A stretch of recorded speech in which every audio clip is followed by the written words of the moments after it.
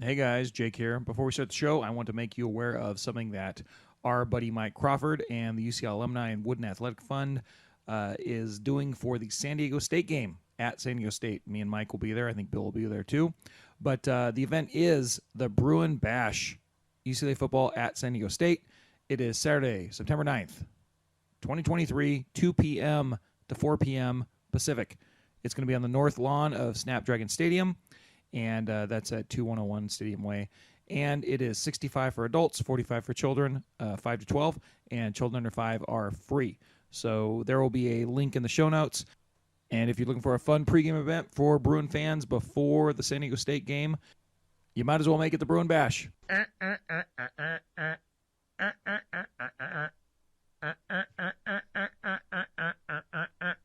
Fight, fight, fight! This is Maurice Jones-Drew, and you're listening to the What's Bruin Show. 1, 2, 3, 4, 5, 6, 7, 8,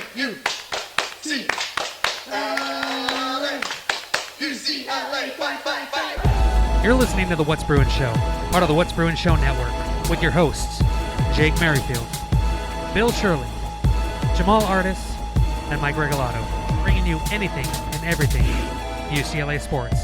And now, it's time for the What's Bruin Show. And welcome to What's Bruin, a show about anything and everything Bruin sports. I am your freaking host for the 10th year in a row, Bill Shirley. Is Chip Kelly still out there? He is, isn't he? He is. He's such an idiot. Did you see that quote he had about making a Power 5 playoff and a Group of 5 playoff? Chip Kelly, what an idiot. He said there should be a Power 5 champion and a Group of 5 champion, as if UCLA had a shot winning either of those. I mean, my God.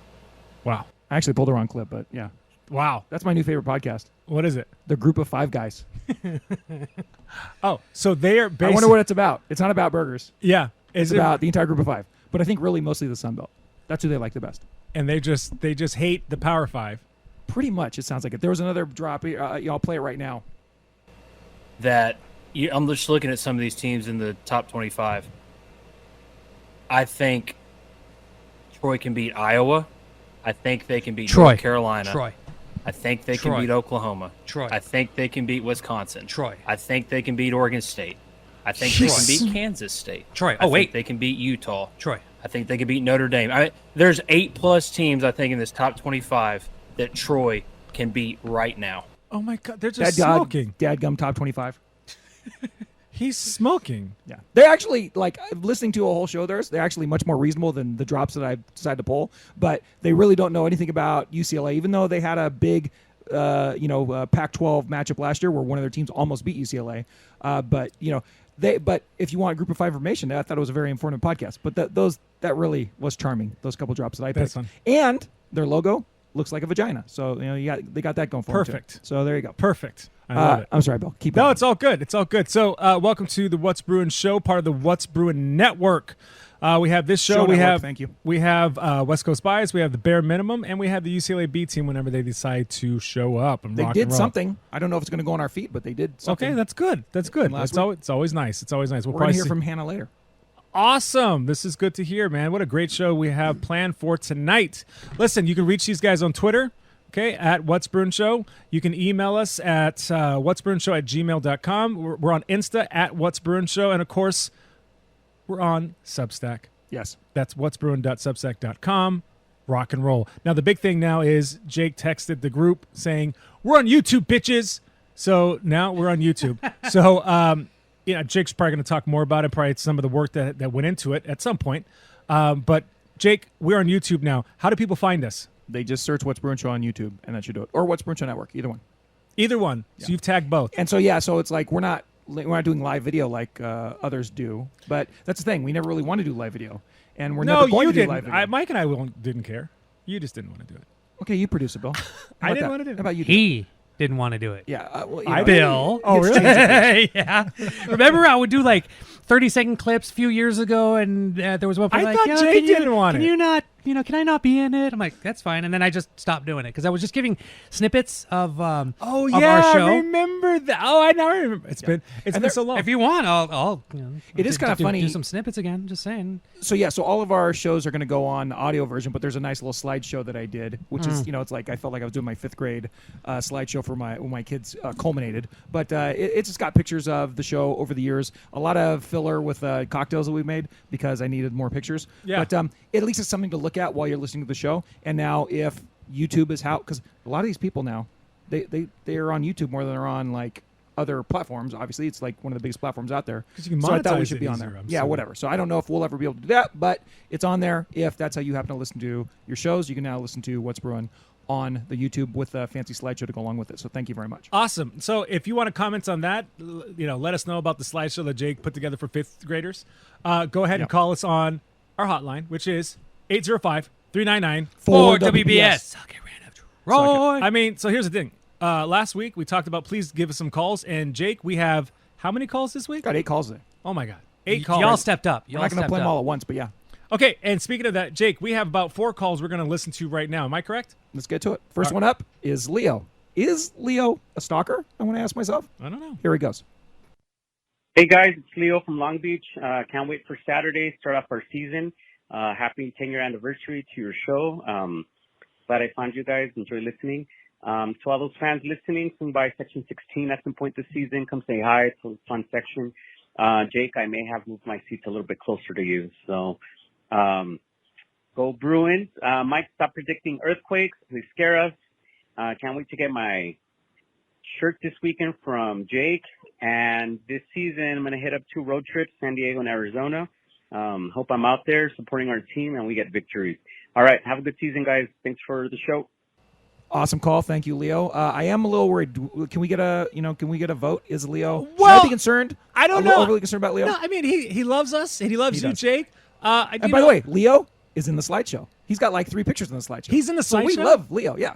Oh, I He's didn't know. leading the cheers at the Rose Bowl. Oh, He's- my He's in the gosh. What's Bruin slideshow. That's There you awesome. But now, I mean, he's probably getting closer because he wants his shirt, Jake. So make sure you bring it to does. the game. Yeah, I'm definitely bringing a shirt to the. It's still sitting. It's been in my car for like a month because he told me not to mail it. So, Oh, okay. but yeah. That's So right. we'll see how closer he is to me because he couldn't have been much closer as it was. He was literally like within 4 seats of me. So like, what does that mean, Leo? I don't know. Across the aisle? Who knows? All right. Next call. What's going on? What's brewing, guys? This is Gabe out in Virginia. Big fan of y'all. I just want to give a big shout out to Jake for his recommendation of Richard III. Got one right back at you, Jake. Check out Coriolanus with Ralph Fiennes, another Shakespeare one set in Serbian Belgrade War kind of stuff going on. You'll love it. Bruins defense is gonna rock this year. 10-2, baby. Call it. Have a good one. Awesome, Gabe. Thank you very much. And yeah, no, I love that Richard III, so I'm definitely going to jump on your recommendation there.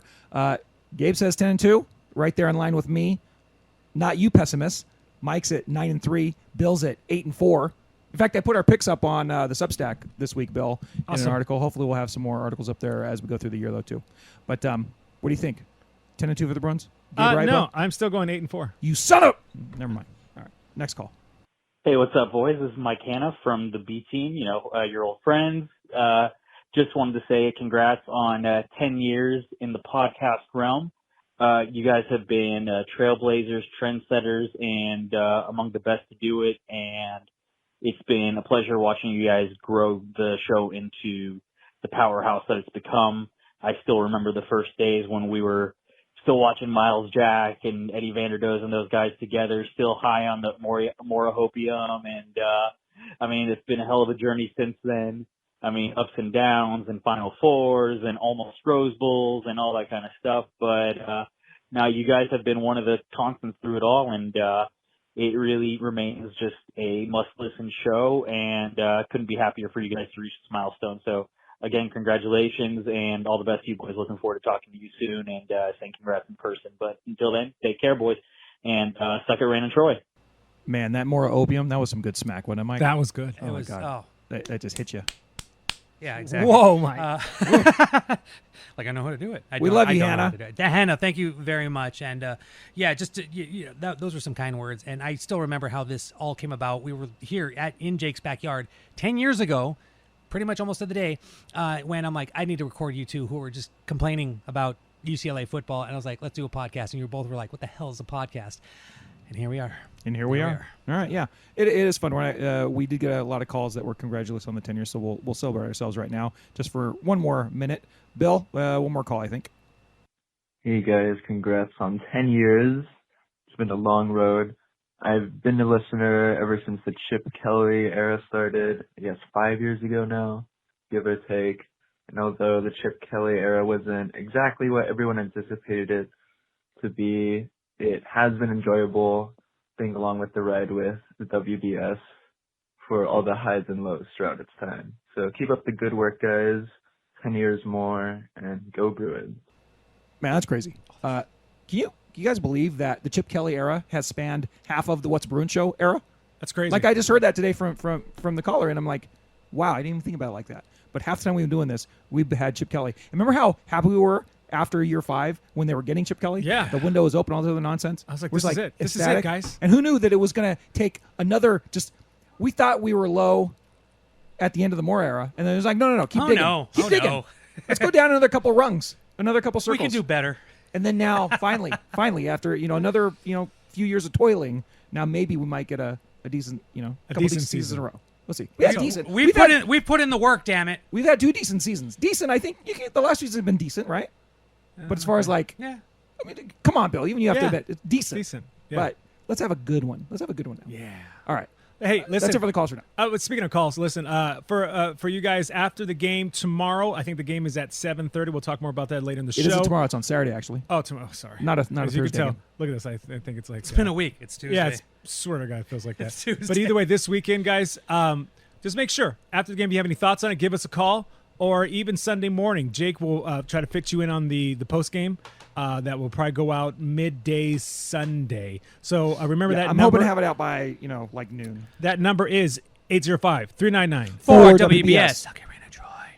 And I also want to add, last year I started doing post-game videos, pre-game and post-game videos, just doing a quick assessment of what we just saw from the Rose Bowl on my walk back to my car while I'm enhancing it this year and on the Twitters and everything, basically. I'm doing it on I don't know if Blue Sky allows video, but I did it on Threads, and I'm putting it on the TikToks and maybe the Instagrams. Nice. Mike's 2-minute drill. As endorsed by Martin Drummond, apparently.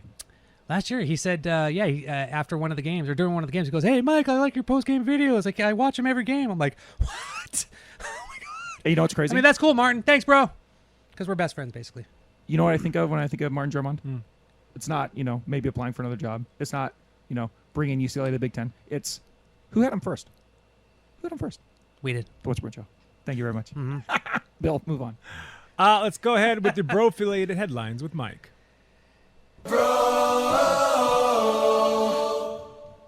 So, we obviously have a lot of football talk, but I'm going to get through the quick notes here that have popped up, here's some notes that popped up just hours ago. UCLA released its depth chart, which also includes, which we're going to talk about, the QB starters. But really quickly, I'm not going to go through every position, but a few things that stand out. Well, the quarterbacks, it says Garbers or Moore or... Of course it does. Schlee. The running backs say TJ Harden or Carson Steele or Colson Yankoff. Of course it does. To Yankoff, I say, good for you getting in that top 3. Chip Kelly can kind of be a dick. In a good way. In a good way. The receivers, well, not lately. We've had Happy Kelly. They're going 11-1 this year. No, but this is like trolley fun dickish Yeah, Kelly. This is not like, oh my gosh, I'm going to treat you all like bastards, dick. This is like fun dick. Once again, a better drop for Jake. This is like fun dick. Wow. And now I have one for Bill. I wonder which one I'll use more. J. Michael Sturdivant has apparently locked up a starting position along with Logan Loya. The third wide receiver position is Kyle Ford or Cam Brown. Or Cam Brown. Amongst the offensive line, the only kind of shockers right here is Bruno Fina is starting over Kadir Kunta at left tackle. Interesting. And Josh Carlin over Jake Wiley at right guard. It's not an or, it's a start? Yeah, no we'll see or. how that goes. No or, yeah. I will tell you, Bruno Fina his pops, he played for the Buffalo Bills and all that, and he's very active on Twitter. Yeah, and yeah. I kind of he's a great guy. I'm a fan. I'm a fan. very much so. So I really want. Yeah, he Fina- played for Buffalo, right? Yeah, I want Bruno to succeed. Oh hell And yeah! so if this is a shot, let's do it. No shocker on the line, defensive line. We have Latu, Gary Smith, Jay Toya, and Gabriel Murphy. So it seems legit.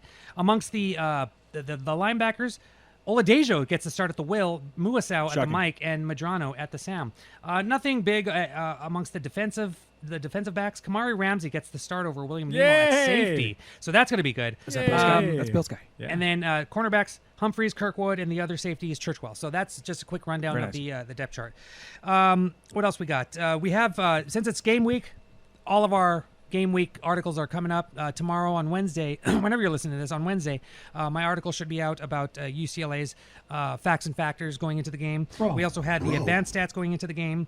Also, if I don't know if you guys saw it on Bro, this is why you should subscribe or at least put it on the Twitter so you can see stuff like this.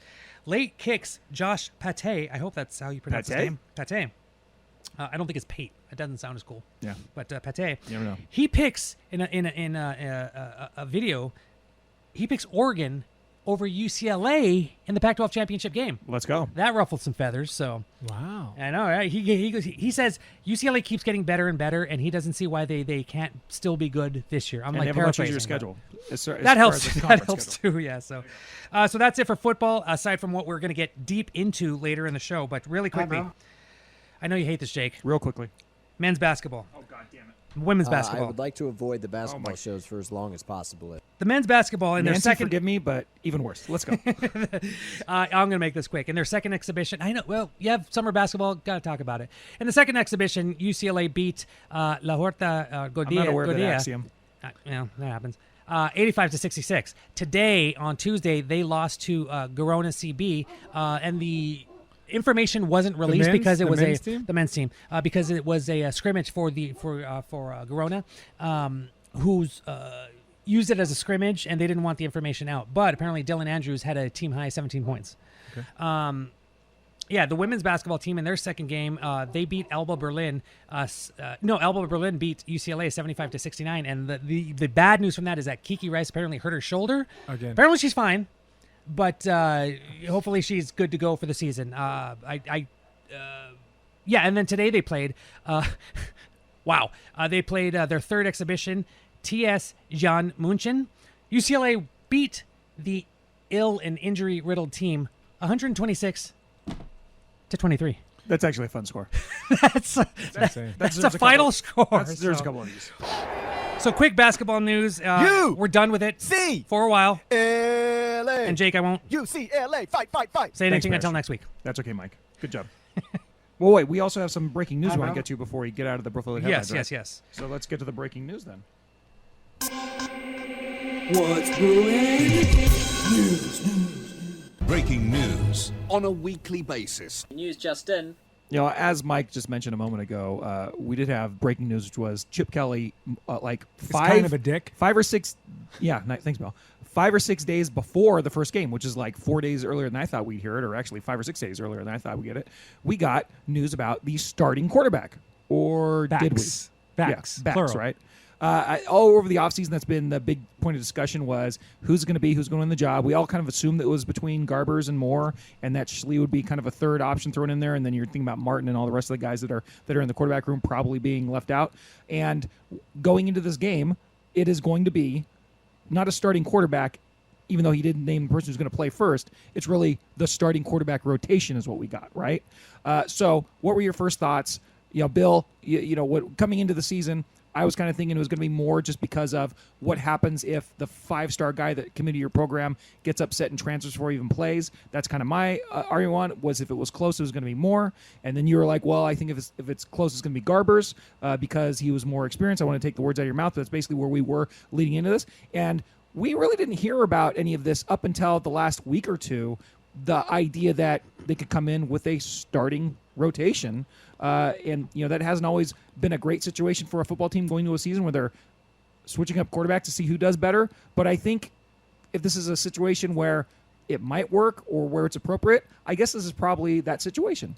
Bill, Mike, what did you guys think? Well, I mean, Jake, you're right. I did call this earlier. Well, you didn't. You called it, but it's not really what you called. That's kind of my point. No, but the point is, I was right in terms of he picked the guy with more experience. Like, why wouldn't he? Why wouldn't he? That's what I'm saying. He didn't really pick the guy. He said Garber's going to gonna start, but we're going to get more and but you Schley don't. in But there. you don't know when. You have no idea when. Well, we'll see. You have no idea. So it could be all right. Let's go 3.5 quarters, and then let's. Well, we okay, so have- that's the first question. we What have- do you think it will be? What do you think it will be? I think it'll probably be the first half will be Garber's. So he'll get a whole half, and then maybe the other two will get break up the second half. It depends. It freaking depends on whether or not we're doing well. Okay, no, it's curious because I was wondering what our takes would be on this. Yeah. I don't see it as we're going to get a half of Garber's and then get whatever more is and Schley is in cleanup duty. I think it's going to be we're going to get a couple series of Garber's and then we're going to get a couple series of more, and depending on how the game is going, obviously, because I think the downside to this is if you're in a dogfight, which, by the way, did they play a Sunbelt team last year that came in that had a lot of advantages to it and end up not really playing well and basically winning the game on some lucky bounces at the end? Yeah, they did. So, I mean, let's hope they have a better game this year coming in. But this could be a dogfight if we're going by what last year was. But, yeah, I don't think it'll be a whole half of Garber's and then mixing in the other guys. But you were absolutely right, Bill. It could be. Mike, when you saw the news, how did you take it? Like, from what Bill's saying to what I'm saying, where do you land on that? I thought it was going to be a 2-person race. So when Schley was part of that 3-quarterback rotation, that shocked me a little bit. I'm not surprised it's Garber's. I also wouldn't have been surprised if it was Dante Moore, but I would have been a little bit more surprised. But the game flow, like, do you think it's going to be Garber's for a half, or do you think it's going to be a couple series each? It's weird because we were talking about when was the last time this happened, and just off the top of my head, I think the last time this happened was when Deshaun Foster was a running back with UCLA. No, I think we had it a few times since then, and you're talking about like the 90s, Mike, but the ones that jumped to my mind today, and I didn't have a chance to go back and really look at it, so if I'm misremembering, then you guys can correct me or somebody out there can correct me, but I remember 2 of these starting the year kind of in a quarterback battle. I remember late, it might have been the very end of the Toledo era or the start of the Durrell era, and that was Drew Olson, who went on to have the 10-2 season with the Bruins with MJD and tight end Mercedes Lewis, one of our favorite teams ever. So that team, he was battling with Matt Moore, who ended up going to Oregon State and then on to the NFL. But remember, Matt Moore lost that. But I don't remember if that started with an outright, like, one guy played a few series, another guy played another series. But that's one of the memorable quarterback battles I remember in the last 20 years of UCLA. And then the other one, much more depressing and with much sadder endings. Do you guys remember is it Kevin Kraft? Is it Kevin Prince? Is it Dickie Briho? Is it Bethel phase? Thompson? Well, yeah, and that was due to injury a couple years. But those Neuheisel years, or like in the middle of the Neuheisel years, those were some rough times too. Your dogs are loud, man. And yeah, thanks, Mike. And I feel like during those games, we had some series or some games where one guy played a little and then another guy played a little, and it was like, oh my God, this is rough. So yeah. Generally speaking, you don't like it. Additionally, let me just add really quickly, especially at the end of the Neuheisel era with all of that, and then even going into the Moore era, Neuheisel was worse because they didn't really have a solid quarterback one. Actually, going into the Moore era, they had a quarterback one. They had no solid quarterback two, and much respect to Neuheisel Jr. But there wasn't that one guy that could come in and just be that solid backup. There are 2 solid backups right now, like 3 potential starting quarterbacks. That's insane. That's really good for the quarterback room, but it also could cause problems with. Well, I mean, you just have to assume at least 1 or 2 of these guys are going to bolt, depending on how this shakes out. But this is a way, Kelly announcing it. Like I said, from Bill's thinking, I understand exactly what he's saying, and it's a very valid argument. It may turn out to be true. If it really is Garber's and he's going to get the majority of the beginning playing time, and it is kind of quote-unquote his job to lose, then you could see Garber's comes out, kicks the shit out of Coastal Carolina. They start 3-0. They go into the conference play, and he's shown no reason to pull him. Then I totally understand how Bill could make that argument and have it be true.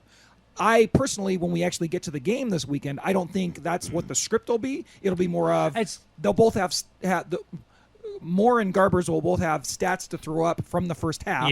Yeah. We'll see what it's like. And then Schley, I still feel like Schley's going to be like the guy they sprinkle in. But who knows? Maybe this is a 3-way race. And at that point, it's like, well, how long will it be before they decide on something? Because eventually you have to decide on somebody. And there is a dark a darkest storyline here as well, where it's Chip Kelly, and until we think about this, Bill, Chip Kelly, in Chip Kelly fashion, completely punts the Bruin non-conference schedule just to find the solution for the conference schedule, and he dumps there's no way he could possibly dump the third game of the season. That's the easiest one. We'll talk more about that in a moment. But he makes the first and second games two very losable games if the circumstances are right, in order to sort out this quarterback competition. And if that means the Bruins are really good in the Pac-12 play, then fine. But he will squander the goodwill that has built up for the Bruins in the season, his 6th year, before the season even gets started.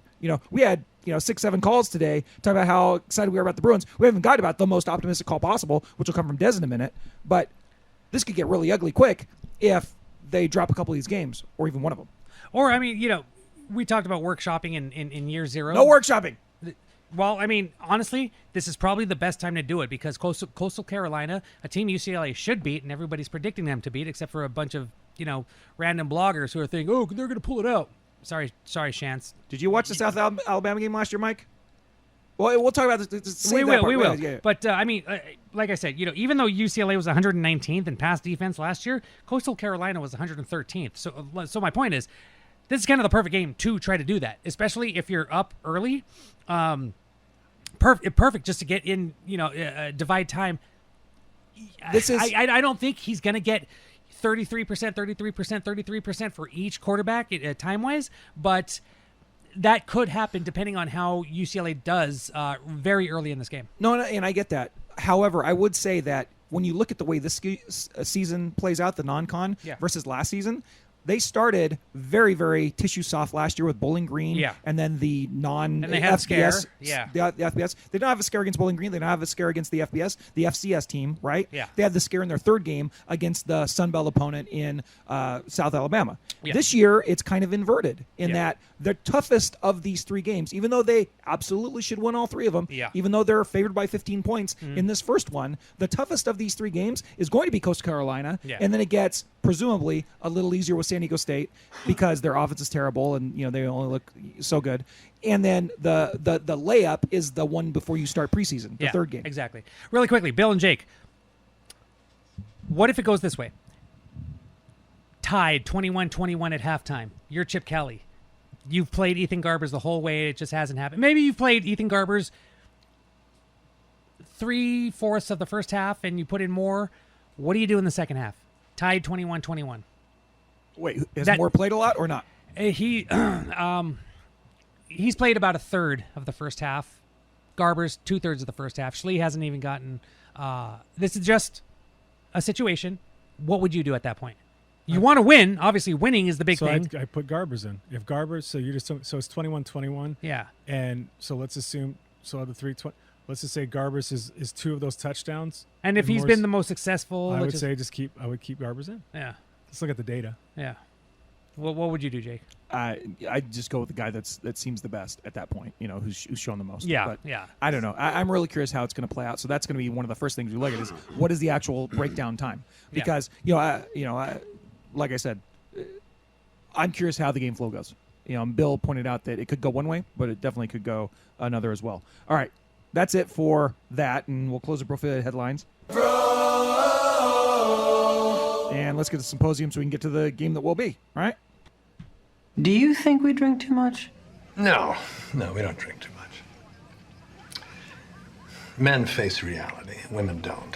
That's why men need to drink. I hate it when podcasters talk about what they're drinking. What else am I going to drink, Bob? A fucking Fresca?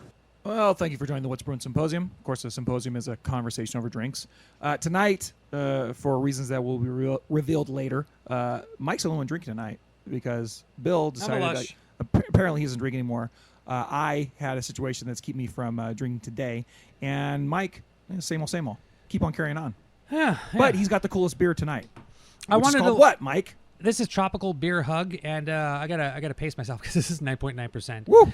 This comes from Goose Island, which I was actually looking for the other one. There's this Neon Bear IPA, and it was. I wanted to get a beer themed.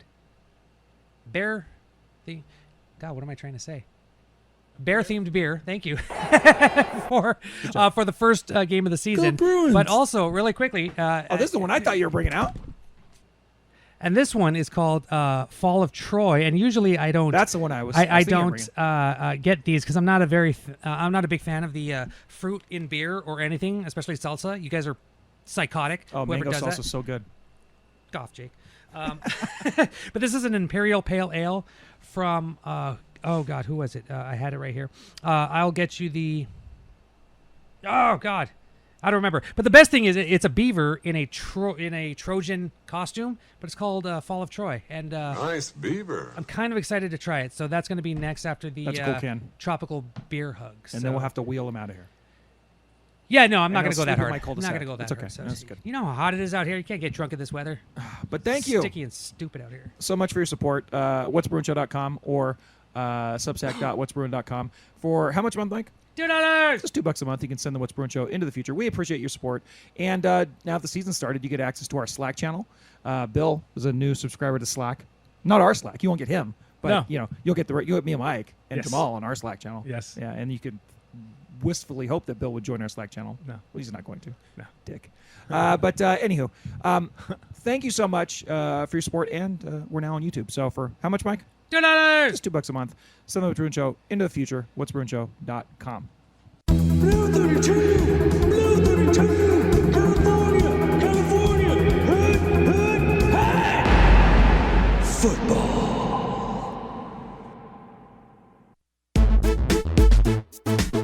It's the game that will be. It's the game that will be, yo. It's the game that will be. How nice is it to hear those wonderful themes again? God, I love it. Good Wait job, for that. Mikey. And then next week we don't have to hear it yet, but next week we'll hear the game that was. The game that was, yeah, Game that's that right. was. We're back, baby. We're going to start our football segment off with one of the calls from the hotline, 805-399-4WBS. Suck it, Raina Troy. Thank you, boys. And this is the most, as I mentioned earlier, the most optimistic of optimistic predictions possible. It's from none other than Dez in Santa Clarita. It's the most wonderful time of the year. It is college football. It is back. I mean, except for last week. But anyway, this is Des from Santa Clarita. Can't wait to see how the season turns out. I'm predicting a Pac-12 championship this year, like I did last year.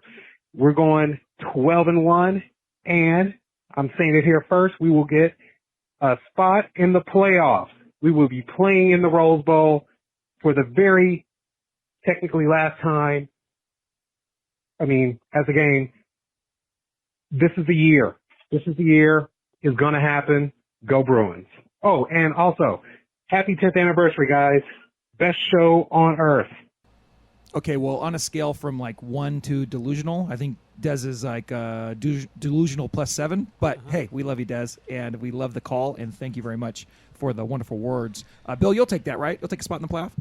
Oh, I'll take it. It's not going to happen, but I'll take it. Hey, you know what? The key is Hey. right now, it's before the season. Hey, so guess what? Why not? Hey, I like UCLA to win the game. Of course. Hey. Phil likes him to win. Hey, Dez. Here's the thing. I would be very, very happy if I was wrong and you were right. Very, very happy. Me too. So let's see. Let's see what happens. Let's go. All right, I'm on board with Dez. Let's go. I thought I was being optimistic with 10-2. No, turns out not. No, you're being a freaking I'm pessimist. being a dick. Let's go, Dez. All right, so with that being said, we have the first time in a long time, we actually have some trivia. Now it's time for Jake's Trivia, brought to you by Jake, bringing you all the coolest trivia of UCLA football's opponent for this coming week. And now, Jake. All right, so before every game, we like to do some trivia for the people that is relevant to the game at hand. This time, the Bruins are facing off against the Chanticleers of Coastal Carolina, and they're a team that actually has not been in FBS for very long. That'll be part of the trivia here. But number one, the school it's been around since the 50s, and it started as a JC, kind of like UCLA did way back when. But it is a Sea Grant institution. Does anybody know what a Sea Grant institution is? No idea. As opposed to a land grant institution? I thought this was wonderful. So the National Sea Grant College Program is a program of the National Oceanic and Atmospheric Administration, the NOAA, within the U.S. Department of Commerce. It is a national network of 34 university-based Sea Grant programs involving scientific research, education, training, extensive projects geared towards conservation, I should say, and practical use of coasts, Great Lakes, and other marine areas. Right? This is there are Sea Grant programs located in every coastal and Great Lakes state, as well as in Puerto Rico and Guam. The Sea Grant programs and colleges are not to be confused with land grant colleges, a program from 1862, space grant colleges. Who knew there's a space grant? Instituted in 1988, or get it, sun grant colleges, instituted in 2003. What the hell is a sun grant college? Do you not know? Although an institution may also be in one or more of the other programs concurrently with being a Sea Grant institution. Who knew all this? Like, how many times have you heard, oh, they're a land grant institution, and you're Never. like, just took it for, you never heard that? I've never heard that. Oh, we've had I've a lot of heard- yeah, land I've grant heard it, institutions. And who knew that we had land, sea, space, and sun? That is badass. That's insane. So now, next time, I got to figure out who the Sun Grant institutions are so we can see when UCLA plays them. That's pretty cool. Awesome. Mike, you dropped this little nugget. Or actually, how long, guys, has Coastal Carolina, I mentioned it earlier, have they actually been in FBS, You said- Football Bowl Championship Series teams? Oh, I wrote this down on one of my. 10 years? When did Not they? quite. When did they start? 2003. No. The football team started in 2003. Yeah. But that was not an FBS. That was an FCS. 2018. Close. Like as 17, right? There you go, yeah. Football joined in Yeah. 17. When they, yeah. So the football team, which began in 2003, competed in the subdivision, the FCS division, up until 2015. Coastal Carolina announced it would leave the Big South Conference and join the Sun Belt Conference for kind of all purposes. Took football a couple years to join after that, so they finally got in 2017. So the cool thing about this is when we talk about the Coastal Carolina like the stats and stuff, if you go onto their like football reference page, you look at their all-time stats, they're all for just FBS. And so like the guy that we're playing, what's his name? What's the quarterback's name, Mikey? McNugget. Grayson McCall. Yeah. He's like their all-time everything because there's only like 10 guys listed on the page. Don't get me wrong, he has impressive stats, but it's like their all-time list. It's like when I do the Grizzlies stats and I'm like, yeah, Johnny freaking Owens is the all-time Grizzlies leading rusher over like 4 seasons. It's just kind of fun to look at that and you're like, this is their all-time this and this is their all-time that. So the last little bit of trivia for you. Mike, I know you know this. Bill, the Chanticleers. What is or the Chants? a Chanticleer? Anybody know? Anybody explain it? A Chanticleer? It's a bird. It's a rooster. Rooster, specifically, yes. And it's a reference that goes back to Chaucer. Mm-hmm. And it goes back to the Nun's Priest Tale. And it's actually not the name for like roosters are not called Chanticleers. It's the name of a particular rooster that's in that story. Okay, so there's a group. It's a gay men's chorale group that I actually saw many years ago called the Chanticleers. I'm not lying to you. If you type it in, I don't doubt it. No, it was up in the Bay Area. They were awesome. Yeah, they were awesome. But it was a. God, I don't know. But either way, I didn't know it was a freaking. So wait a second. This male group from up north, they're basically the Cocks. Yeah. This is awesome. I didn't even know that. Wow. It sounded so cool. So get the this. Chanticleers. Wow. Get this. This is pretty fun. So if you look at how they got their name, originally they were called, and there's a little bit of double SC Oh, I like connection this. here. I like There's this, a little yeah. double SC connection. Mhm. They were originally known as the Trojans, right? Mhm. This is way back when they were like a JC, I want to say. Yeah. And then they became connected with the South Carolina Gamecocks. State University, right? The University Gamecocks. of Southern California. So they changed their name. As and the they want- Godfather would say, the actual USC. The actual USC, yes. They changed their name to fit more with the theme of the other state institutions. They Yeah. went from the Trojans to being the Chanticleers to go with the Gamecocks. Mhm. So it's kind of funny. They wanted to separate themselves. It basically is a little like Here it is. Separate USC tie in there. In group, out group. Bill, what'd you find? Connection. Okay, here it goes. Here, Chanticleer is known around the world as an orchestra of voices for the seamless blend of its 12 male voices, ranging from countertenor, blah, blah, blah, blah, blah. But yeah. Cheers to you all. Nice. Yeah, I said it was gay, but maybe they're not gay. It was just full-time. That's male. hilarious. Just male. There's, Hey. So male singers are gay. That's As what you're someone saying? who will like Is that break what out, you're saying? Well, it's funny. There's nobody who breaks out more into song just randomly than Bill. And look at the judgments he's making here. Never I'm gonna not. give I didn't make you a up, judgment. Never gonna Don't let put- you down. don't put Never that in gonna my- run around and desert you. Wait, where? Thank you. Okay, so I Thank was you. wrong. So I was. They're not gay, but it's just an ensemble group from San Francisco. Very good. Bill. But they couldn't. Bill. Just waiting. What? You know that there's one thing that I love. Come on. It's been a long time. But it's not you I'm thinking of. I want the ultimate cheeseburger. Break it down. Cheese meat, cheese meat, and that's it. Baby, you know it's hard and juicy. 'Cause Jack won't make it till you order. Sorry, that's just brought back. Oh, wow, how have we lasted 10 years? I wonder why. Can we get the last line? I want the ultimate cheeseburger. You know what's funny? Before I got the... It's hilarious. That's all the time at Luval, guys. Every day. but the funny thing is that I almost played that as the opening drop today until I got the group of 5 guys thing that I wanted to play more. Yeah. But the reason I tried to play that is I put the show up on YouTube, right? And you get copyright violations for playing anything that's like copyrighted, right? So like when Jamaal was on the show I put like the last 4 episodes of What's Brewing on YouTube. Yeah. And so when I was playing the California song for Jamaal, right? I have a short drop. Where is it? California, here we come. But I also have a really long one that lasts like 12 seconds. Well, can't do that that 12-second one got flagged on YouTube, and so I had to like excise it from the actual show. So I almost played your guys' acapella version of I Want the Ultimate Cheeseburger at the beginning of the show to test it for YouTube, but now you guys did me a favor, just organically There you go. plugged it in. So good job. That's Congrats, what you you get. guys. That's what you get with the show. I love you $5, $2 on whatever you're subscribing to. Which brings us back to Let's bring it back. Chauncey the Chanticleer, right? Oh, its name is derived from the, quote, clear singing rooster in Chaucer's The Canterbury Tales. And why? Suzanne would love that because she used to work at Canterbury Elementary. Oh, wow. That's funny. Oh, hey now. Well, like I said, coming back to the beginning, it's from the Nun's Priest Tale, and I actually sent Bill a segment, or I sent everybody a segment of this actual story, a summary of it. And I don't know why, but the interaction between the Chanticleer and the hen that he loves in the story, and where she suggests to him that he needs a laxative, it reminded me of Bill and Suzanne. I don't know why. I don't know what that was about. Yeah, I don't know either, Jake. I was like, what the hell is that? All right, so anyways, let's get on with it. Let's go. Let's go ahead. So that is your trivia for today. Now let's get into what is going on in this game. Now, Mikey's. We're gonna get a copyright. Of Get it what? off. I don't know. I didn't play anything. You That was won't in the get a copyright, background. not for that. That was in the background. Yeah, it's got to last a few seconds, but good That's job. right. Rest in peace, Lane Staley, a.k.a. Thomas Welsh. I wonder if they play that at the Coastal Carolina games. I'll bet you they do. Be a lot cooler if they did. Yeah, right? All right. Very good. Here we go. All right, so getting into this game, the game that will be UCLA comes into this game as a, what is it? Is it 14 and a half point. 14.5 point favorite. They are an 85.8% favorite on ESPN win predictor. Bill Connolly has them as a 16.1 point favorite on his S&P Plus, and but only an 82% win probability. So it's less than the what's the F&P? No, they're stupid thing. SP Plus. No, SP Plus. Oh, yeah.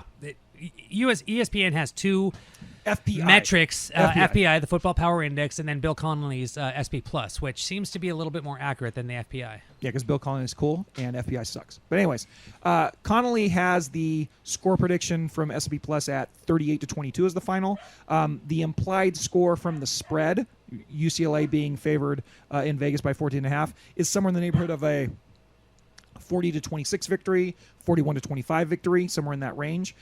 And the over-under is around is at 66. Mm-hmm. So coming into this game, a few things, as we said earlier, right? Last year they played a team from the Sun Belt that gave them all they wanted and more. Really, that game was South Alabama's to lose, and thankfully the Bruins. I had to watch it on a ticker on a cruise ship, if you don't remember. Mm-hmm. But they escaped that game with a victory, and it launched them into the pretty good season that they had. That was the biggest hiccup they had early in the season. Going into this game, Coastal Carolina, guess what? Coastal Carolina, South Alabama had similar seasons last year. They competed to win the Sun Belt, and they came up short at the end. It seems that Carolina's biggest problem was their defense had some severe attrition going through that season, and also their quarterback, who is kind of their do-everything guy, their gadget guy, got hurt towards the end, and they ended up, starting really strong, and then they lost their last 3 games of the season to Troy, who ended up winning the league. Who, by the way, I hear they could beat Utah and Notre Dame. Yeah, and Notre Dame and Wisconsin. But anywho, back to Coastal Carolina. They definitely have some things going for them. They also have, guess what? A lot of transition. This is a team that has a new head coach. Anybody know who the coach was for Coastal Carolina as of last year? Nope. Well, it was none other than Jamie Chadwell, who turned out to be a hotter coach prospect amongst the group of 5 teams last year, and he ended up getting hired away to Liberty and got a big giant raise. So that's some of those the southeastern football scuttlebutt. They're all kind of tied in together. But Jamie Chadwell is gone. He's the one who coached Coastal Carolina through its very successful seasons the last few years, including I think in 2020 they were like 10-2, something like that. But in comes a new head coach. His name is Tim Beck. He is the former offensive coordinator for NC State. And he was the offensive coordinator for NC State when we stood them up for the Holiday Bowl a couple years ago. Oh, so he's pissed. So he might still be pissed. Who knows? So that remains to be seen. Because they were about to weren't they supposed to get, like, if they would have beat us or got to the game, Something like that. they would have got a bonus or something. Yeah. So he's gonna be like scoring a touchdown at the end of the game. Be like, F you, Kelly, we should have played the Holiday Bowl. Yeah. So who knows? Beck's been around, but he hasn't been a head coach at this level of football before. But he's coached a lot. Like, I want to say he was at Ohio State. He's been at a lot of different places. So it's not a guy. It's not like a green guy. This guy's been around. But this is his first head coaching job. And will that change things? I don't know. They have a new offensive coordinator. His name is Travis Trickett. And just incidentally, he is the son of Rick Trickett, who wrote a book on offensive line play when he was coaching at Florida State on zone blocking. So he's kind of it's a football lifer, so to speak. But I heard an interview with him on a show earlier in the week, and he seems like he's got it going. But guess what? He hasn't really done very much coordinating at this level, right? Oh, just like our defensive coordinator. Only he's not coming from the NFL. He's coming from the lower divisions. But I should correct that. He's been the offensive coordinator at a number of places like West Virginia or a few other stops. But none of those offenses that he's been responsible as a coordinator has been above like 7 or 8 in whatever conference they were in. So he may be good, but we haven't seen any giant leaps from teams that he's coordinated yet. And in all of his bio stuff, it's always like he took this team that was last to being not quite last. It's kind of a interesting way to put it, right? But that's Travis Trickett. He's the OC. And then their defensive coordinator is new too, and it is Craig Navarre. The only reason we might know him is because he was the secondary coach for the USC Trojans in Clay Helton's final year, or I guess the final third of a year that Clay Helton coached, and then the rest of that year was whoever they named as their interim. It was that one guy that was like their special teams coach or whatever. I asked the Arena Troy folks if there was any notable they could remember from old Craig as their secondary coach, and I just got nothing but crickets. So Wow. they didn't have anything to say about him. That guy, he hasn't been a DC, an actual DC, since he was at Texas State from 2011 to 2013. Otherwise, he's been a position coach. So the point being is, it's a brand new staff coming in to coach a fairly experience-laden team. You look at Coastal's lineup, and there's a lot of super seniors on there. Their quarterback has been like the 3-time Sun Belt Player of the Year or candidate of for the last 3 years. They got skilled guys who have played pretty well in the Sun Belt. They got a transfer that came from another team from Georgia State, played really well last year. But we don't know what they're going to look like until we get them out there. So in a way, they kind of mirror UCLA this season in that, UCLA is going through this giant transition with their players. DTR's gone, Charbonnet's gone, and we're seeing what's kind of next for this phase of the Chip Kelly era. Well, that's kind of the same thing as far as the coaches go for the Chanticleers. So we'll have to see if their scheme changes at all. We'll have to see what it's going to be like. So with that being said, let's get into the matchup. This is the first time UCLA will face Coastal Carolina. This is actually the first time Coastal Carolina will play any Pac-12 team. Mm-hmm. So there's a lot of firsts going on in this game. As we mentioned, and the last time. Yeah, well, that's true. There you go. Very good, Bill. Very good. And as we mentioned earlier, Wow, that was deep. They had a That's Sun deep Belt on team. memory levels. The Bruins had a Sun Belt team at the Rose Bowl last year, and they just barely missed losing to that Sun Belt team. So the Sun Belt has given Power 5 teams a lot of problems over the last few years. Sun Belt's taken down 8 Power 5 opponents, and they average about 3 or 4 takedowns a year.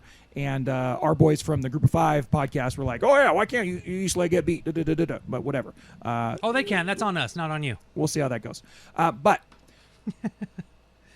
when you talk about the Coastal Carolina offense, there's really one guy that is the key to it all, and that would be their quarterback, number 10, Grayson McCall. He is the all-time passer in Coastal Carolina history, and like I said, it's because they've only had like 8 or so years of it. Mike, what? Just really quickly, I wouldn't it be great if Grayson Murphy gets a sack on him?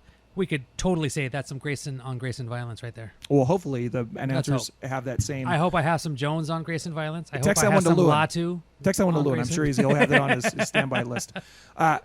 McCall is, when you watch them playing last year, think about him as he's an athletic guy that runs a lot, makes plays and scrambles and all that stuff.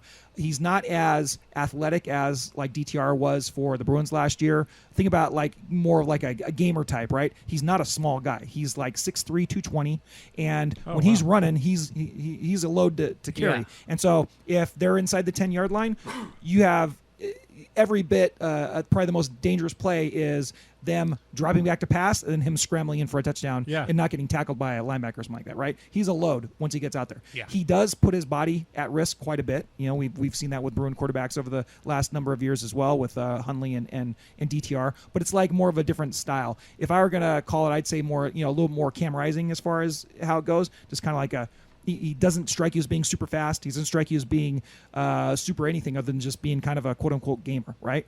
Okay. But last year, their offense was a pistol offense, which had a bunch of like triple options going. So you think about the ball's hiked. There's a running back, a few yards behind the quarterback, and then he'll fake the handoff this way. One guy runs left, another guy runs right, and then the ball's somewhere, right? That would be a play they called quite a bit. And then they also would just call a play where it's like starts just like that, pistol offense, and they do the fake handoff, and then he's just trying to get guys at the sideline for like 8 or 9 yard gains, right? Kind of like dinking and dunking until they would take a shot. Very like a lot of option offenses generally are, horizontally kind of focused until they decide to try to sneak one over the top on you, right? Yeah. I don't know if that's the type of offense they're going to be running this year, but you would think with all the experienced guys they have back that it's probably going to be similar. I don't know, but that remains to be seen. If it's like it was last year, then the Bruins just have to be disciplined, right? The Bruins need to stay in their lanes, not get sucked in by the misdirection, because that's really what can get you into trouble when you're playing some sort of option offense. It's like, oh, look, there's the ball right there. Oh, no, there it is over there running down the sideline. So that will be something to look for. But McCall is no joke, and he can exploit a defense if you give him the opportunity. I think it will be very important for the Bruins, the Murphys, and most importantly, Latu. He needs to how many sacks is he going to get this year? He wants to get 15.5. What did he have last year? 10.5? He wants to get about 15? He wants to get 15.5. Also, I have a Latu sack tracker that I'm going to be posting throughout the season. So yeah, it would behoove them to get after the quarterback to a great degree in this game, and it would be great if he got a big start on his sack totals. Along with McCall, they have a bunch of skill guys that are going to be there doing things for them. A couple running backs, C.J. Beasley, Reese White. Reese White was like their second leading receiver and their second leading rusher last season, which I thought was kind of interesting. As far as their outside, Sam Pinckney seems to be the guy for them. He's the guy who transferred from Georgia State after 2022, and he was just 4 short of 1,000 yards last year. And hearing Trickett talk, it sounds like he's going to be a focus of the offense for sure. So watch out for him. And then they also have a couple more wide receivers, Jared Brown and Tyson Mobley, who are probably in the mix. But those seem to be the playmakers for the Chanticleers. The Chants. I think you have to say it Shant, Mike. But Chants? Yes, yeah, the Chants. But the Chants, yeah, very good, very good. But look, if the Bruin defense is going to be improved, and I think we all think it's going to be improved, I think it's going to start with this game and them really being able to get after this front of the Chanticleers and really putting pressure on McCall.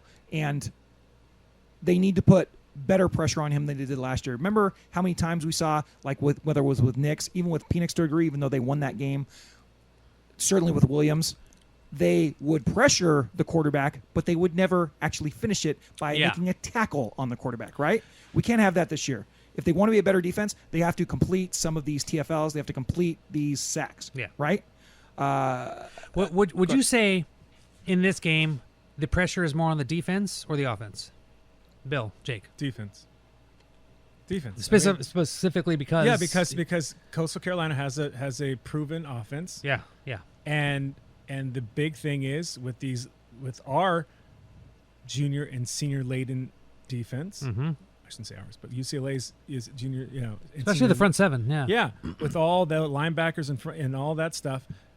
We need to see some improvement. So the pressure's on them. Yeah. I will say this. This is a quote that Ben Bolch, friend of the show, put up on Twitter from Darius Mulisau. I don't know. I'm sure that Bro had this as well. So sorry, Mike, if I'm overstepping Hi, here. Bro.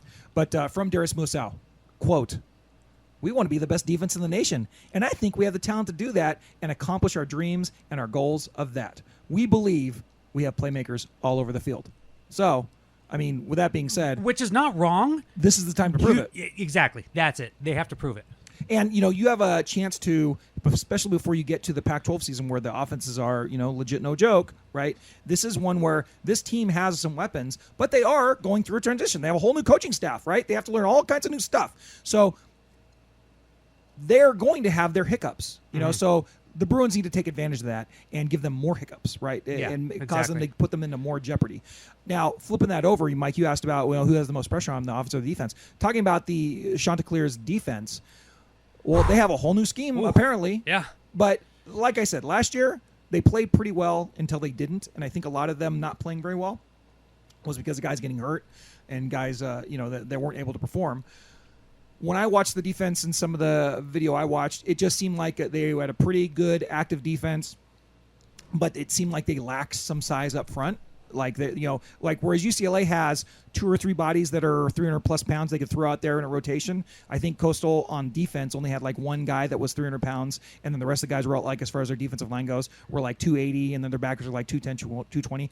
They didn't look undersized to me when I was looking at them, but they all looked within a more similar framework. Does that make sense? Like the linebackers and defensive linemen looked a lot more similar than like UCLA does, where you have a bigger range of body types. So I'm hoping that the Bruin run game can lean on these dudes, and that gives the quarterbacks, whoever's playing, a chance to exploit what's going on out there.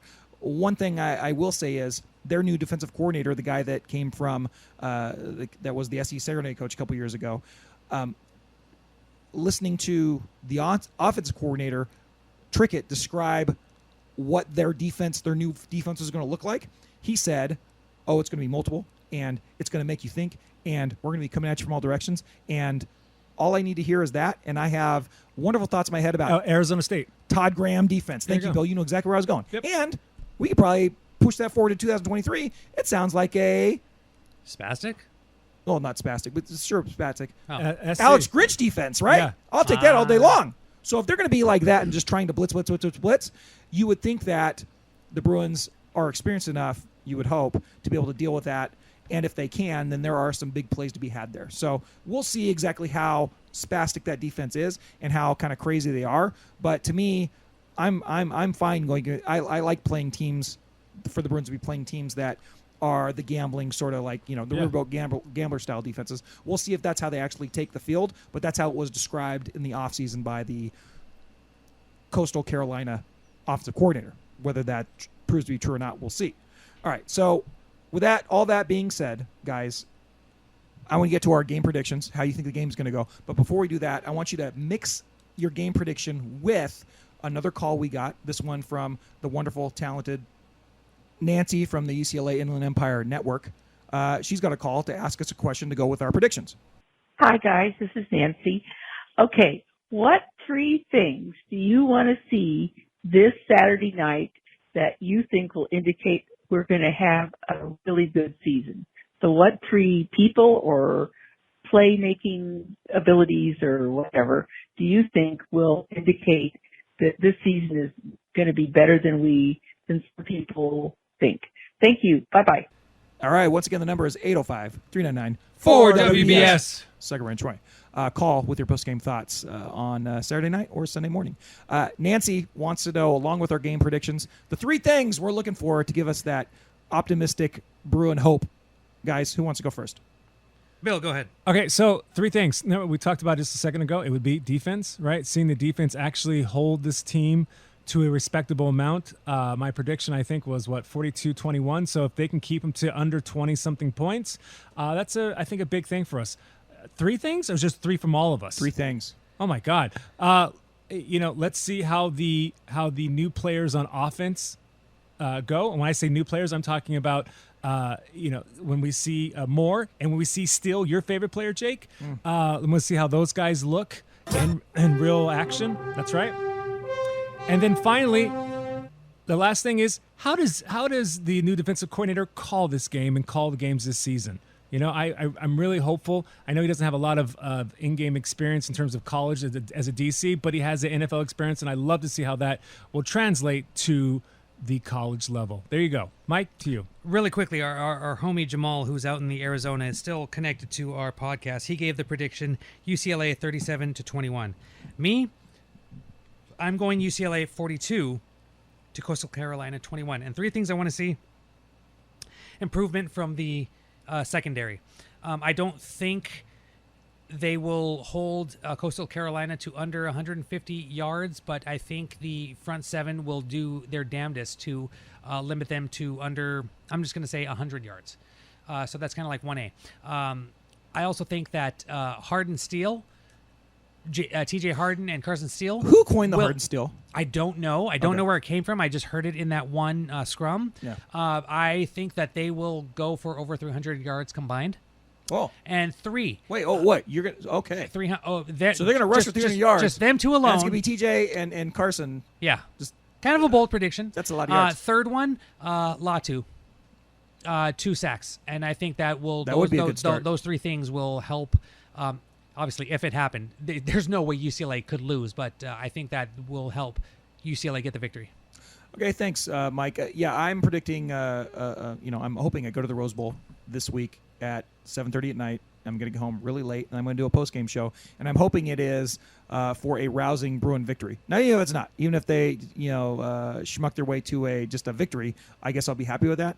But I'm predicting 45-16 in hopes of a big victory out there at the Rose Bowl, a nice coming-out party for the quarterbacks and the new offensive personnel, and I think that Bill and Mike are hitting those notes just fine. It is funny. We did the preview for Coastal Carolina. We haven't really talked about all the things we're excited about with this team coming in, the Cal Fords and the Sturdivants and the Carson Steeles and the do you want more Dante Moore, Ethan Garbers, all these other things, right? We're not focused on the UCLA side because we're thinking about this opponent, but something that would give me optimism for the rest of the season would be, number one, either you get a quarterback that's playing really good even if the other ones aren't, right? So we get like some definitive information about it, or everybody plays good, and then I guess we're just happy and just push it forward another week, and then the quarterback question will loom on. But good play out of the quarterback position, obviously. Mike, your prediction for Harden Steele to get 300 plus. I don't know if I'm going to need that much to make me optimistic, but a big game out of the running game, which would show that the offensive line is still a viable force, right? Still on the right track. Believe in Drevno. Hashtag. We'll see. But I want to see the running game look good. I want to see the quarterbacks playing good. And then, obviously I'd like to see the defense play well, but we've already kind of talked about that a little bit. The third thing that I'll point to that we haven't talked about at all is just, will they have competent special teams? This is a good place to start. It doesn't mean they have to get touchdown returns on punt returns or kickoff returns, but they don't put themselves in negative positions with the special teams. So meaning they can hit 45 or in field goal, meaning they can get touchbacks, meaning they can execute a punt without getting it blocked. Remember last year, didn't we have like one of the worst blocks of all time against the Bruins? In one of the first 3 games of last season, it was like the most blocked punt in the history of blocked punts. Like was that the South Alabama game or was that the Bowling Green game? I don't remember, but it was ugly. UGLY, you don't need no alibi. Ugly, right? And I want to see, number 1, good quarterback play. Number 2, solid running game. Number 3, competent. Doesn't have to be fantastic, but just competent special teams play. And that will give me a lot of hope going forward. That's a really good point. Especially since we have no idea what's no clue, do we? No idea. No idea what's going on. So who knows? So those are our predictions. Thank you very much once again, and we'll see how this game goes. Call in with your post-game thoughts Saturday night, 805-399. For WBS. Suck it, Reign of Troy. Thank you, Bill. Especially against Nevada. All right, so let's get out of this segment and get on to the bold predictions for 2023. Hey, guys, it's Jamaal. It's been a while since I actually called the hotline because most of the time I've been on the show. So you want bold, I think Jake called it, out there, hot take for college football? Some people are going to say this isn't a hot take. I say it is because it's never happened in the modern era of college football. And this is what I'm going to say. I think that Georgia's going to three-peat.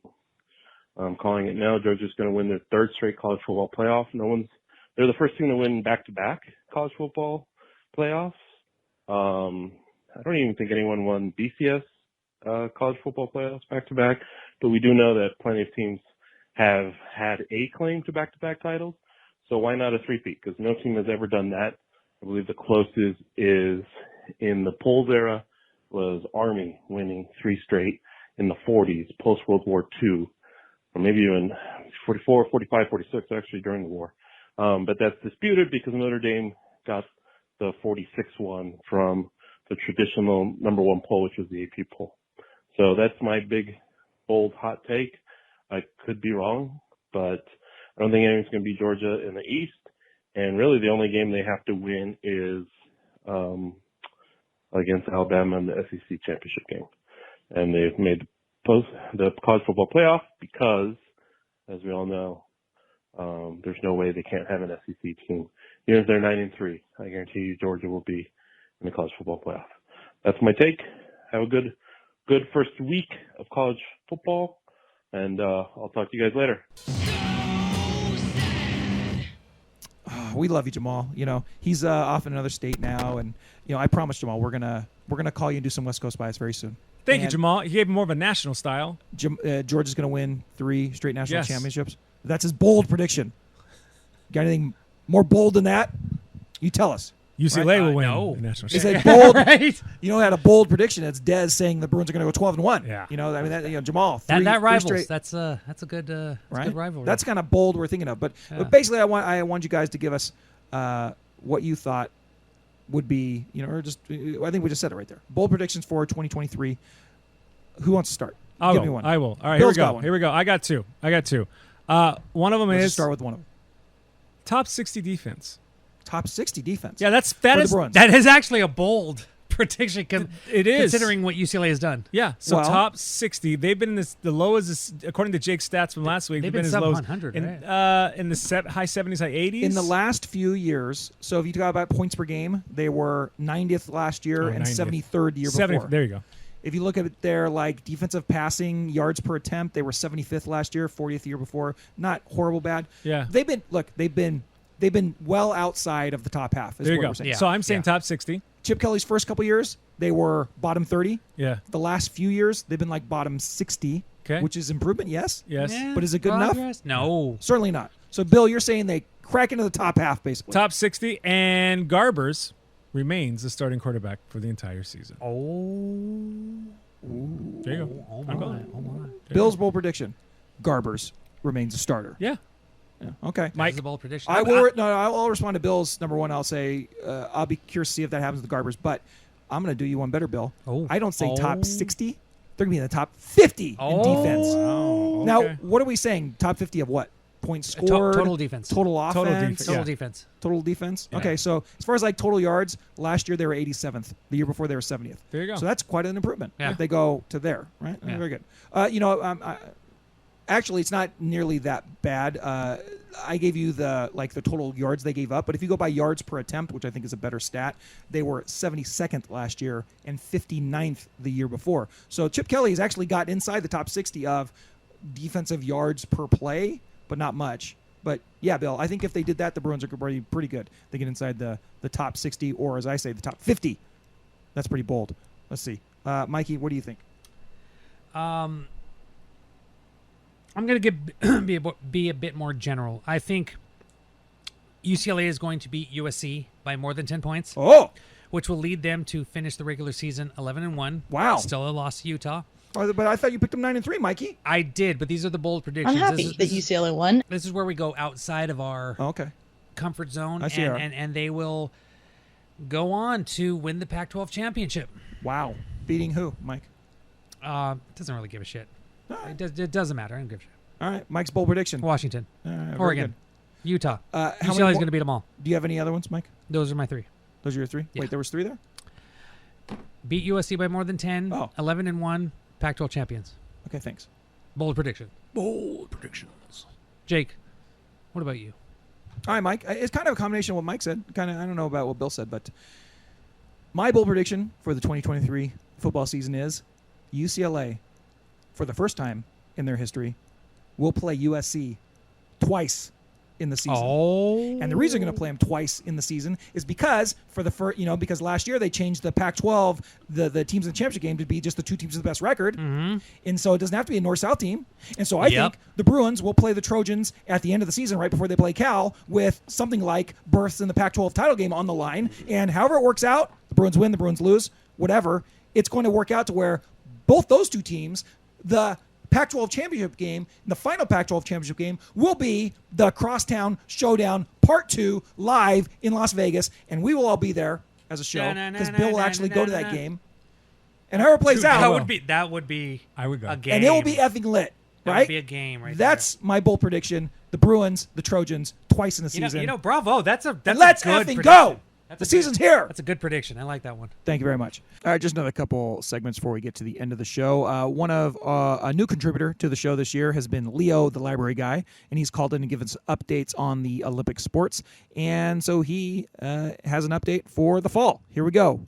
Here's Leo, the library guy. Hey guys, it's Leo from the library. I have not given a Olympic sports update because I've been lazy, but I figured if I can catch you guys before you tape today, I'll give you a quick rundown because 3 teams have started their seasons already: women's soccer, men's soccer, and women's volleyball. Women's soccer is 3-0. They should have 4 games, but the second one was canceled because of the hurricane. But we beat Georgia 2-0 on August 17th. We beat Cal Poly 2-1 on August 24th, and we beat Irvine last Sunday on the 27th. We beat them 4-0. Women's volleyball is 2-1. We had a 2-game series at LSU. First match was very exciting. We were down 2-0, came back and won the 3rd and 4th sets, but then lost the 5th set. But the following day, we had our second match against LSU. We actually won in 5 sets, 3-2. And then last Monday, yesterday, we swept Northwestern State. Also, they're in Natchitoches, Louisiana, and it was a match we kind of picked up at the last minute, and we beat them 3-0. And then men's soccer, they are 1-1. They played Virginia Tech and beat them 4-1 in decisive fashion. I didn't read a box score or anything like that, but I do know from the score line and from what I saw, kind of watching on the stats live, it was pretty dominating. And then unfortunately, I tuned in just in time to see on Sunday to see us lose to James Madison. We lost 1-0. FYI, Leo, you did get chopped off there at the end, but that was still a great summary of what's been popping off with UCLA athletics other than the football program. So thank you very much for calling in, and go ahead and keep shooting me that stuff, and maybe we'll see you at the games. Okay, now it's time for a look ahead to week 2 with Eye on the Enemy. The enemy. All right, just another few minutes before we get to the What's Brewing with You. But Eye on the Enemy, something we look at for the opponent that's kind of like not the next opponent coming up, but the one that's a little bit down the line. This week, UCLA, in week 0, San Diego State had a game. They played the Ohio Bobcats, and they struggled in that game. But the Bruins take San Diego State on the Aztecs. They're going to Snapdragon Stadium in week 2. And hopefully me and Mike are both going to be there for that game. And did you catch any of the San Diego State game at all, Mikey? I did not, both had long unfortunately. weekends, yeah. Oh, that's fine. They kind of struggled their way to a victory. Brady Hoke's team won 20-13. But SDSU was trailing 6-3 late in the first half, and then they ended up getting an interception that they turned into a touchdown, and so they ended up going to the half at 10-6. Ohio, a lot of people were like giving like hipster trendy picks for Ohio to upset San Diego State, and they very well might have done it considering how the game went. But their quarterback Curtis Rourke had an injury in the first quarter, and that kind of put them behind the 8 ball. But Ohio ran 84 plays on SDSU. which is a lot. Yeah. Last year I think teams were averaging somewhere in like the 70s with the plays, I want to say. So 84 is a lot of plays. San Diego State could not get off the field. And just something to think about as the Bruins are going into week 2. San Diego State has been a top 20 defense for the last, as far as like scoring defense, for the last 4 consecutive years. 3 of those 4 years but that's not the problem. was Brady Hoke, right? Yeah. Well, I know it's not the problem, but it's like this is supposed to be a stiff test for a supposedly good Bruin offense, right? Like that's going to be something where we go into San Diego State and we're not going to, and when you're talking about, well, what does San Diego State do well? They're supposed to play defense pretty well. Yeah. Right? If they're not able to get off the field against Ohio, I mean, hopefully that bodes well for the Bruins to have a pretty good game there, because I don't think San Diego State's going to be super high-powered on offense. No. So that's just something to consider. Obviously, you don't want to take the Aztecs lightly, but their opening game, and certainly it could be just the opening day jitters like anybody else. Mm-hmm. But it was a less than impressive performance by the Aztecs. So we have that to look forward to. Yeah. The Bruins will be taking them on not this weekend, but the weekend following At the brand new Snapdragon Stadium. I can't wait to get out there. Nope. Mike, let's do that. Mm-hmm. All right, Bill. What time is it? What's brewing with you? What's brewing with you? You ask me. What's brewing with me? Yeah. What's brewing with you? What's brewing with me? What's brewing with you? Bill. Yes. What's wrong with you? Real quick, my brother. Pierre! Yeah. It's a awesome thing, guys. After many years, I am finally able to get my brother, who currently lives in Riverside, out to the San Fernando Valley. Instead of being an hour and 20 minutes away, he'll be 20 minutes away. So I'm very excited. Nice! Yeah. Yes! I'm very excited. Nice! I got the finalized email today, and it's happening when? This freaking Friday. yeah! I thought it was going to happen next month. When I say next month, October, but no, it's happening this Friday. Okay, I'm sorry. Because of these good vibes, UCLA 70, Coastal Carolina 2. Oh, wow. No, 3. Three. That would mean a safety, but Yeah, we don't want 3. that. 70-3. Nice. There, No, Pierre, dude. Yeah. Pierre Coming out, man. So it's he'll be here this Congratulations. this weekend. Oh, I'm very Nice. excited. Nice. It's amazing to have him this close, and I'm glad my boys are still here in high school to see him much more often than they did before, because it was just harder just to go out to the far parts of Riverside. No doubt. So there you go. That's So it's awesome. So that's what's what. I thought you also joined Slack. That's what your What's Bruins. Oh no, you freaking dick. Yeah, I know. I had to Why join. did you join Slack? Not to be on the What's Bruins show. Slack No, it's to be on volleyball. My boys' volleyball team all said everything has to go through Slack. So I'm like, oh, okay. On one hand, I'm happy for you, and I love you, and I love Pierre. On the other hand, I hate you so much. I know. It's always the way. This is why we are who we are. Yeah, exactly. Mike, what's brewing with you? Well, I had a really interesting weekend. Actually, hold on, wait. Mike's My gotta bad. finish up. Yeah. Jake, what's wrong with me? Oh, Jake usually goes last. You know what I'm talking about, so go ahead. Go. Well, Mike had the weekend of all weekends. Yes. I just Jesus spent Christ.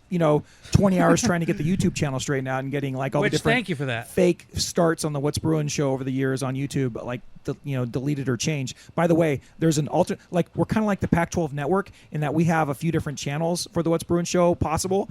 And one of the ones, Bill, what was the name that Suzanne finally came up with for the channel? I don't, man. She There's came going up to with be 4 or 5. There's going to be a side channel. Mike, you need to come up with a. Well, no, you have a hobby. It's gonna. Now we have to include DJing in this too. Oh, but dear God. one of the separate channels will be here it is. Jake doing drinks, Bill doing carpentry, and the channel will be called. Okay, wood and whiskey, barrel of nails, cocktail carpentry. There you go. Right. One of those 3. Something like that. That's badass. And it's gonna be videos. She of, came up with that in 10 seconds. I was like, those are 3 solid bands. I would go see those bands. I know. I was like, Yeah, right. what the hell? She's very talented.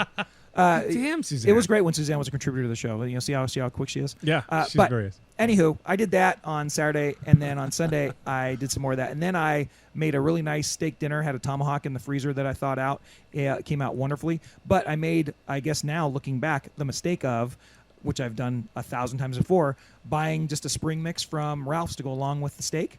I was the only one that had a salad on Sunday night. Oh, no. And it turns out I'm the only one that got the worst food poisoning of their life. Oh, no. So from about, midnight of Sunday night till about 6 in the morning, it was straight up exercise style all night for your boy. Are you sure? It was so bad. Was it the salad or the beef? It was so bad. Well, everybody ate the beef. And no one, okay. Only Jake ate the salad. Yeah, okay. Only Jake got sick. So you tell me. Yes. Right? Rules of I mean, deduction. that's kind of, yeah. So So I guess I gotta because I'm not gonna give up having salad. I like salad, but I guess I just gotta really rinse them off really good now. Yeah. A lot of E. coli there, Jake. Oh Jesus! It hit me hard. Yeah. And it hit me really bad, and I'm. Was glad it I one end survived. or both ends? Bill, let's not get too graphic, but it was both ends. Yeah, it was terrible. It was a terrible, terrible time. So that's what. That was the end of my weekend. So thank you very much for that, Bill. Mikey, you had a really awesome weekend until it wasn't. I How'd it go? had a weekend of furries, Phillies, and fentanyl. That's Just kidding. insane. The last one, no. That is the best Don't band. do drugs. I will Don't see do them drugs. at Coachella. Oh my this God, that would be weekend. amazing. I had an amazing weekend with some friends, and it ended horribly. Yes. So I went out to Philadelphia, flew back out on Sunday night, and okay, I'm gonna make this quick because this story sucks, and I hate thinking about it. Don't ever fly Spirit. Spirit's piece of crap airline. No shit. So finally get on the plane, and there's this gentleman who's being a little rambunctious because he's drunk.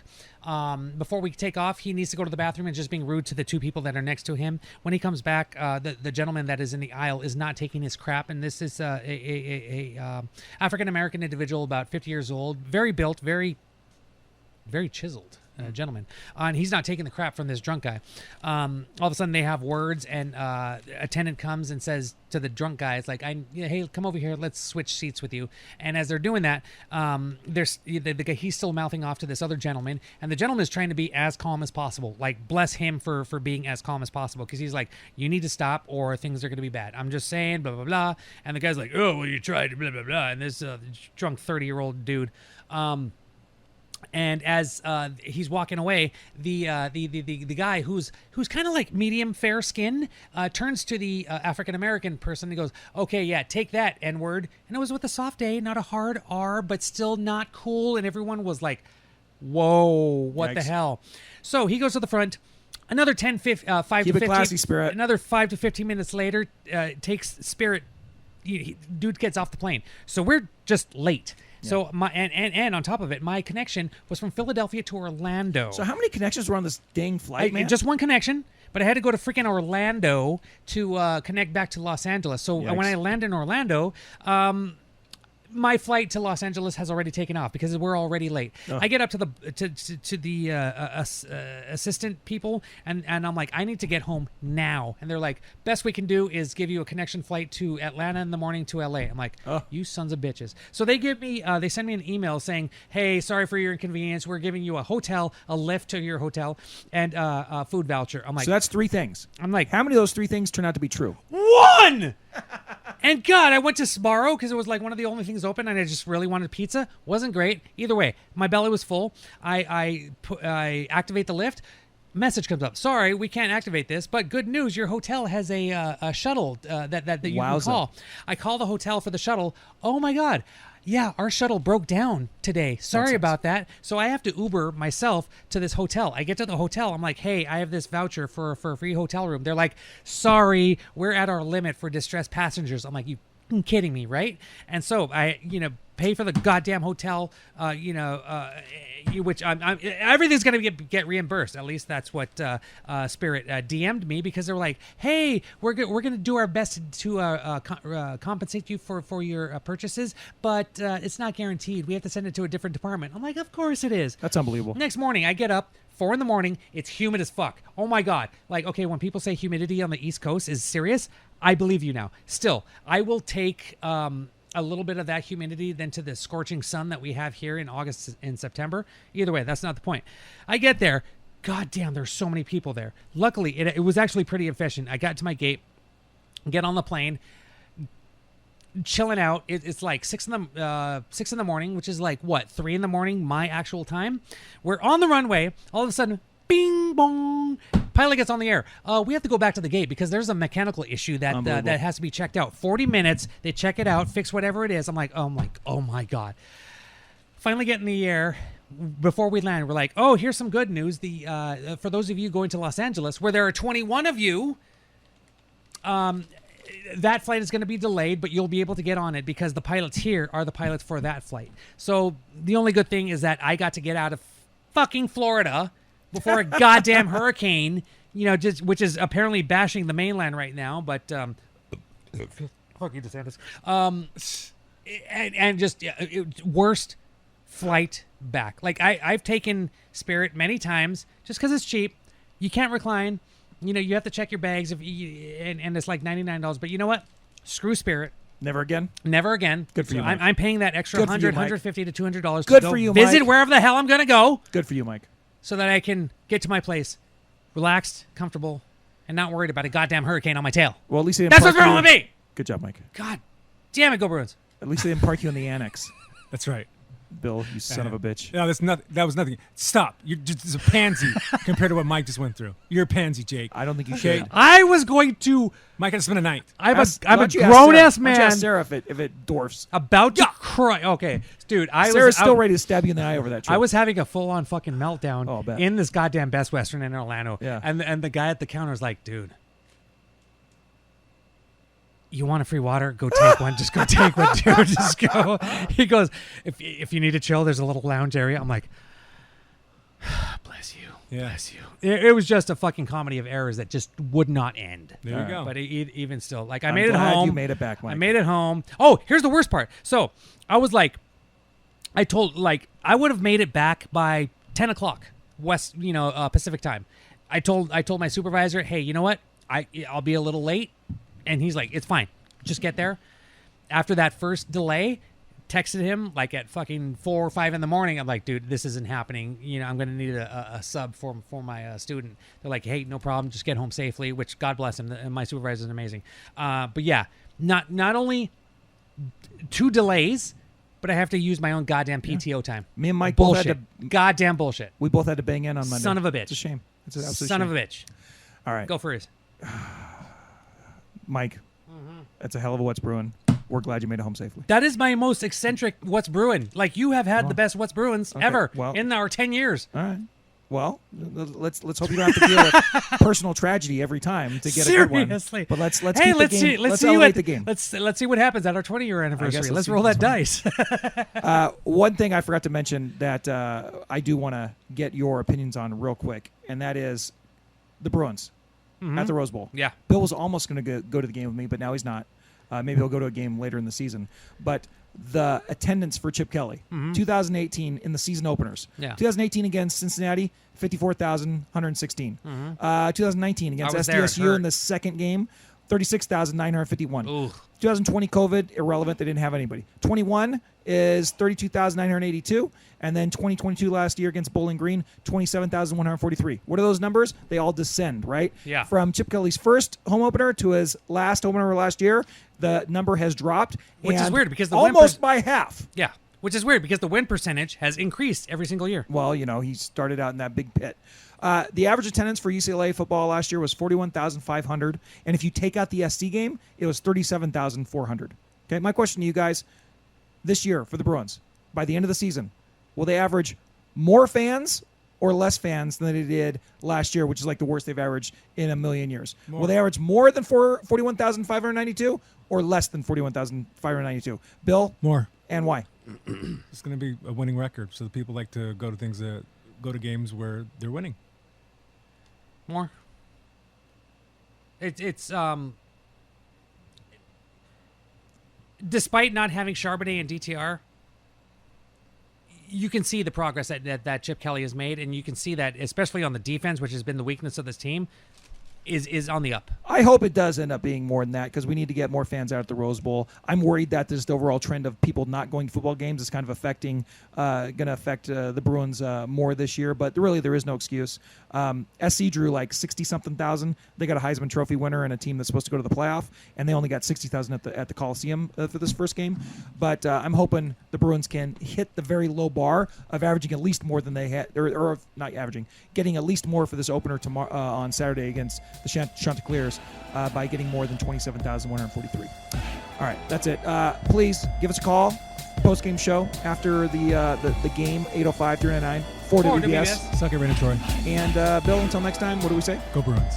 Good evening. Smoke 'em if you got 'em. Try us tomorrow. Same bat time, same bat channel. It's gotta be in or out, Mom. In or out. Well, I need the door closed. Thank you for your cooperation. Dude, brah, we play some ball on the West Coast. The final word is boob.